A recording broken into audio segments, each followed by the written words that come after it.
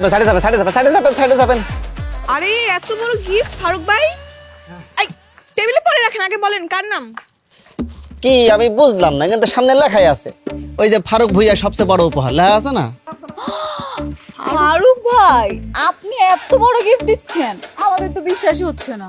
না এমন ভাবে কথা বলতেছে মনে হচ্ছে আমি গিফট দিতে পারি না। আমি কি ফকিনি নাকি? আমার কি মন নাই নাকি? টেবিলের সবচেয়ে বড় গিফট, তা আবার ফারুক ভুইয়ার। হ্যাঁ, আমার মন বড়, হৃদয় বড়, এই জন্য আমি বড় গিফট নিয়ে আসছি। দেখি আরে এখানে দেখা লাগে ভিতরে কি আছে। ফারুক ভাই তাহলে একটু খুলেন দেখি। তোমার দেখাবো কি জন্য? আমি যারা গিফট করছি সে দেখবে। হ্যাঁ, ভিতরে কি আছে সেটা দেখতে হবে না? দেখি দেখাবো না। আমরা দেখবো ভাই। দেখি দেখি দেখি ফারুক ভাই কি নিয়েছে? এত বড় গিফট। ফারুক ভাই, ফারুক ভাই